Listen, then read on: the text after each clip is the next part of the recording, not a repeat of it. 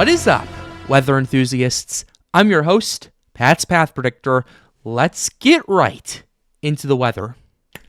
All right, so here's the situation we have for you, ladies and gentlemen. We have Tropical Storm Beryl barreling towards the Lesser Antilles as it continues to organize and rapidly strengthen. Yes, it is rapidly strengthening at this current point in time. It was about 35 miles per hour 24 hours ago. It was about 35 miles per hour at 5 p.m. Now it's at 65 miles per hour. We're definitely getting down in intensity at this current point in time. And we're also starting to see a lot of more organization, a lot more convection firing up near the center of circulation. So we're going to have to pay very, very close attention to it as it approaches the Lesser Antilles right there. But before I get started, I just want to say thank you all for tuning into the live stream last night. You guys really showed up, and you guys gave mad love and support in that. I have never seen so much love in the chat and love in the stream as I did last night, so thank you very much for that and for tuning into that.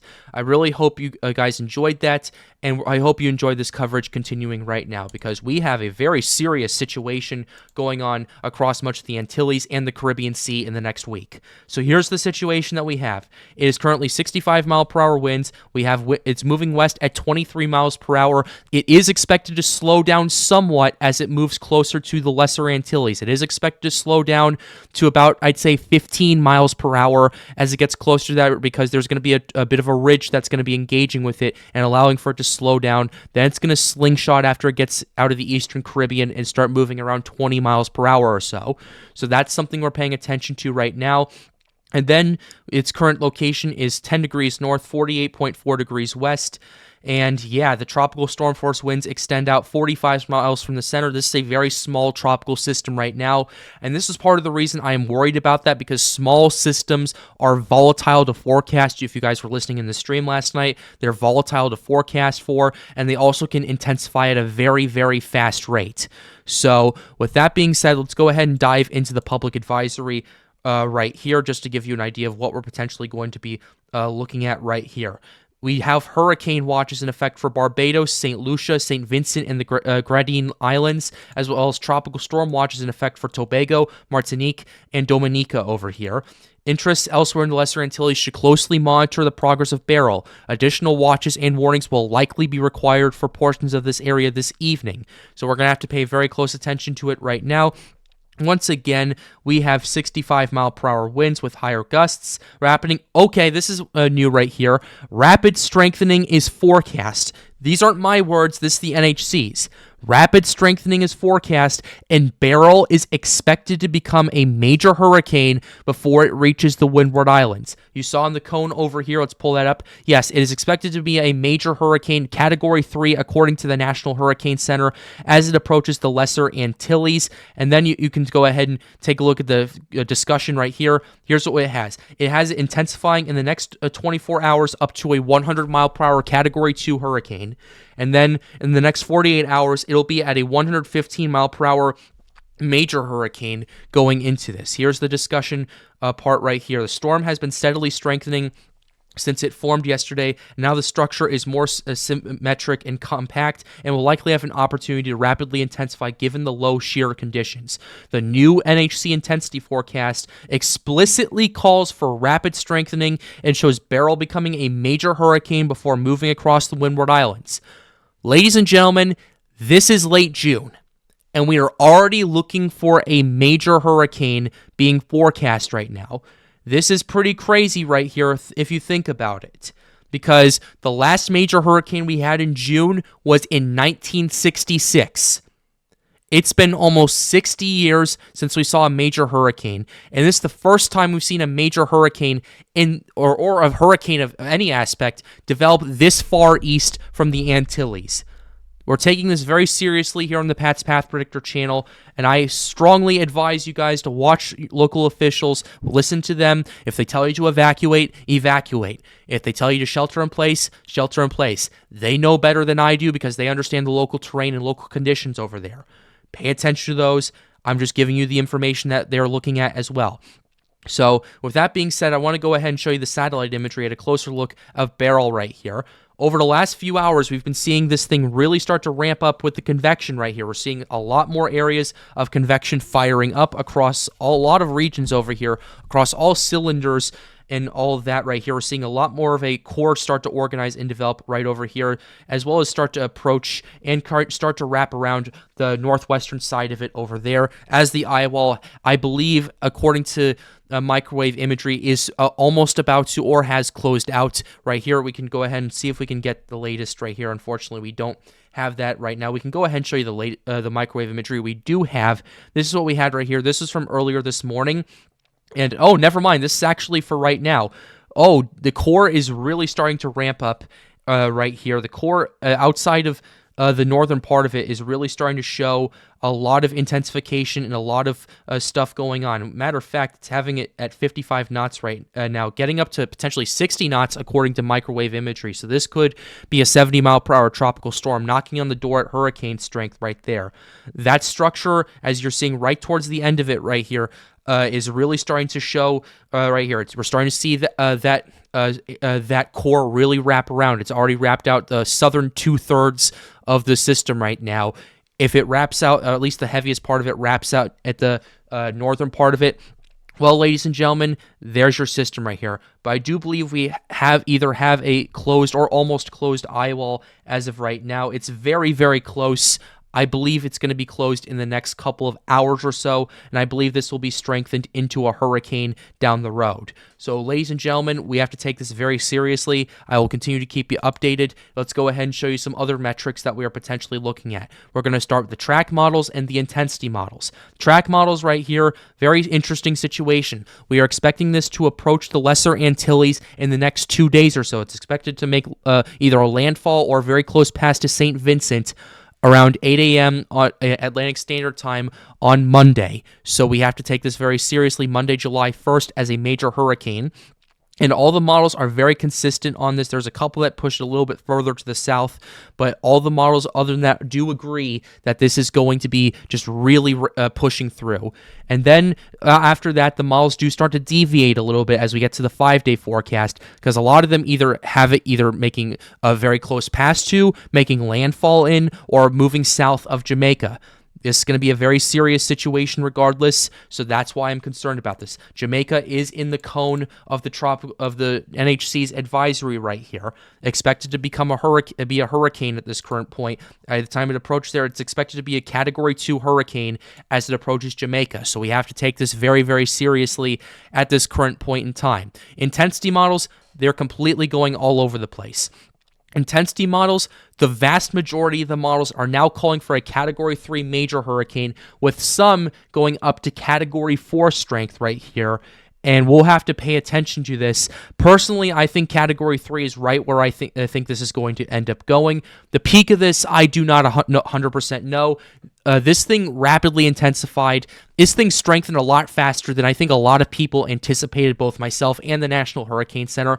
I wasn't expecting this to get to 65 until tonight, honestly, and it did that at 11 a.m. this morning. So we're going to have to take this very, very seriously once again. So here's the intensity models that we have for you right here. Now we're going to go ahead and show you the conditions of what's driving this intensity right here, what's driving this organization, and what's driving all this stuff from to happening, and is there anything that could inhibit it in the near future? Let's go ahead and show you the global sea temperatures first. Let's go ahead and update you right here. Right now, where we're at right now with Tropical Storm Beryl, it is currently over 28 degrees Celsius waters. That is 82 degrees Fahrenheit for those of you tuning into the United States and Puerto Rico. That is very warm water, especially for this time of year in that part of the main development region as it gets closer to the Lesser Antilles, where it picks up to about 29, closing in at 30 degrees Celsius. That's just sea surface temperatures right there. Your magic number for hurricane development is 80 degrees, although it can happen in lower temperatures. Matter of fact, it was in 26 degrees Celsius when it became Tropical Storm Beryl. 26 degrees Celsius is 79 degrees. So that just goes to show that even if it's not 80 degrees, things can definitely organize if the conditions are correct. Let's go ahead and show you something else I'm concerned about. This is the ocean heat content right here, ladies and gentlemen. The ocean heat content, or OHC in layman's terms, is how hot the water is and how deep that water is going down. I hit my mic. I apologize for that, but I want to emphasize this. OHC across a lot of these regions is very alarming. Where is the cone having this go through? Let me go ahead and show you.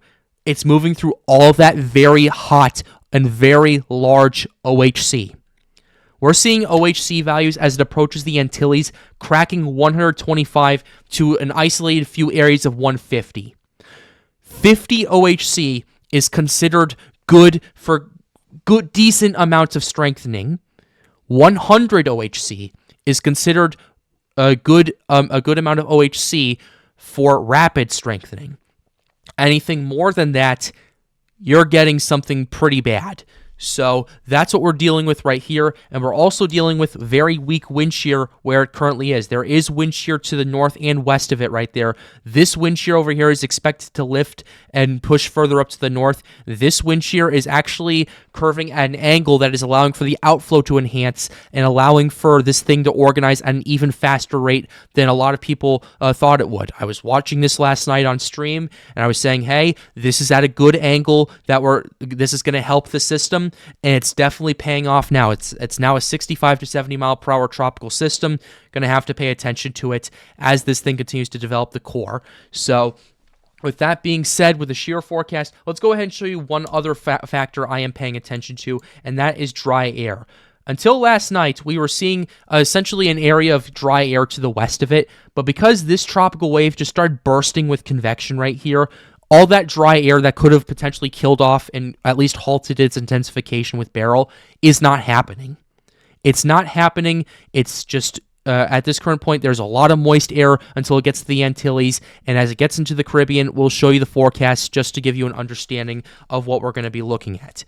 So this is what we're looking at currently as of right now for the moist air. Let's go ahead and show you the shear and moisture forecast from the European model right here. Let's go ahead and go to the regions. North Atlantic right here. Let's go ahead and start with the wind shear. And like I said, I'll prove it to you right here and right now. The wind shear is expected to lift further to the north as the system starts to move through. And it's not going to really do much, and it's still going to be at an angle that allows for this system to organize and strengthen as it approaches the Antilles. It then enters an area of relatively low wind shear. There is going to be a bit of wind shear to the west of this system in the Caribbean, and that's most likely why the system's going to be weakening if it does, but that wind shear does weaken a little bit as it moves through the Caribbean, and part of that is also just the outflow and the system itself exerting a lot of power to this tropical system right here. So that's the shear forecast that we are looking at for the next 5 days or so. Very low wind shear across the board. The high wind shear that is there is going to lift away and allow for the system to organize and develop. Moisture, not going to be really much of a problem anymore because we're seeing a lot more moisture across a lot of these regions right there. And now this gives a much better chance for this thing to really ramp up in intensity right there. There is going to be a bit of dry air potentially surrounding this as it approaches the Caribbean, but because of what we're seeing with this water vapor right there, that gives it a lesser chance of intruding this tropical system and potentially causing it to weaken or halt its strengthening in the short term. Dry air may be a bit persistent as it gets into the Caribbean Sea. However, from what I'm looking at right now, at this current point in time, the moist air is still going to be there for the next 72 hours, and everyone needs to take this very seriously. Another thing I've kind of overlooked at this current point now because of how serious Beryl is this area of interest right here that has a 70% chance of formation in the next 7 days. This is going to be a problem. Do I think it's going to be strengthening as fast as Beryl is? No. I do not think that's the case. Do I think it will cause additional problems for the Lesser Antilles? Absolutely. Even if this thing doesn't get as strong as Beryl as it forecasts, and I swear to God, I pray to God it's not. And this thing moves over those same islands. What Beryl's going to do is we can actually go ahead and show you the impact maps right here with the rainfall potential right here. What we're seeing is potentially 4 to 6 to 6 to 8 inches of rain across much of the Lesser Antilles over here. That's going to get the direct impacts. That's going to go into the ground, and it's going to saturate it. That second system moving through is going to essentially dump more rain over that saturated ground, cause a ton of runoff, and what do you get from that? Flash flooding. So that's why I'm paying attention to the flood threat, especially down the road. Now let's go ahead and show you some forecast models that we have from our hurricane forecast. Let's go ahead and start with Beryl over here. Let's go ahead and use the 12Z models that we have pulled up right here. We're going to start with the HMON, and we're going to use the main sea level pressure in 10 meter winds. That's our surface winds right there. We need to pay attention to it. Here's what we have going on with the HMON right now. It is expected this to become a hurricane very rapidly, potentially rapidly intensify up to a major hurricane in the next 24 hours or so. So if that happens, that's going to be very, very serious going on. And as we are looking at it right now, satellite imagery looks very impressive with it. It has that shrimp figure that we're seeing right there. And at this current point in time, yeah, that's a sign of potential intensification. We're also seeing a lot more convection firing up. This isn't even during the nighttime, where the diurnal max allows for rapid strengthening to happen even faster if it's already doing that, unless an eyewall replacement cycle or something gets in the way of that. But that's besides the point right now. Let's go ahead and show you that the HMON has us approaching the Lesser Antilles as either a Category 3 or Category 4 system. Moves south of Barbados. It's still a very small system at this current point as it moves over there, makes landfall in the Grenadines Islands, and makes a pass south of St. Vincent over here. Hurricane force winds are not out of the questions. Remember, this is a very small system that's going to be approaching right there, unless it rapidly intensifies to a major hurricane very quickly and undergoes an eyewall replacement cycle before it gets to the Lesser Antilles. The reason I'm concerned about that possibility is what eyewall replacement cycles do, they make the system much larger. So we're going to have to pay close attention to that if that happens. Then the system moves through the Caribbean Sea, is able to sustain itself as a Category 3 or 4 as it approaches Jamaica, moves south of Jamaica, although impacts are likely at this current point in time. And then it just kind of drifts out, and we'll have to wait and see what happens after that. That's the HMON. Let's show you the HAVS-A over here. HAVS-A has been pretty interesting, has the system rapidly strengthening as well, gets down to a Category 2 hurricane, pressure down to 980 millibars, 36 hours from now. This system moves south of Barbados, moves south of St. Vincent through the Grenadines Islands right there, and then it just marches on as a Category 2 or Category 3 hurricane as it approaches Jamaica. HAVS-A has the wind shear tearing this apart, so we'll have to pay close attention to that as it approaches the Central Caribbean Sea. HAVS-B has been pretty interesting as well, having this thing rapidly strengthen and rapidly intensify, move south of Barbados. Hurricane force winds are not out of the question at this current point in time. Category 3 or Category 4 hurricane as it makes landfall. Makes landfall for the HAVS-B at St. Vincent right there. St. Lucia is definitely going to get some impacts from this right there. Interesting stuff is going to be really happening, and that's going to be a Category 3 or Category 4 as it moves through the Caribbean Sea. Makes landfall in Jamaica right there as a Category 2 hurricane, and then moves through and weakens quite a bit as it moves through the Western Caribbean Sea. Last model we'll show you very quickly is the H-Wharf right here. Let's go ahead and pull that up.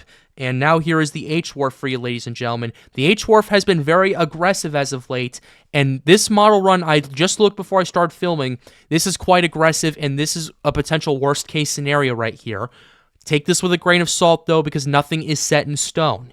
This is the H-Wharf rapidly organizing, rapidly intensifying as it gets to the Lesser Antilles as a major hurricane. This becomes a Category 2 or Category 3 hurricane, makes landfall or a very close pass to St. Vincent, and then moves over the Caribbean, starts to organize and intensify even further. The H-Wharf is picking up some very favorable conditions, potentially down to, you're about to see it, yeah. The H-Wharf is calling for a Category 5 hurricane south of the Dominican Republic and Haiti, south of Hispaniola. How likely do I think this is to happen? Probably not at this current point. The floor right now is Category 1 strength. The ceiling for me is about low range Category 4. That's what I'm thinking right now. Do I personally think the H-Wharf is going to have us at a Cat 5? Do I think that scenario is possible? It is, but take it with a grain of salt. I'll keep you updated on that, especially for those of you tuning in the Antilles, as we get more data and more information for you guys to kind of dissect and take a look at.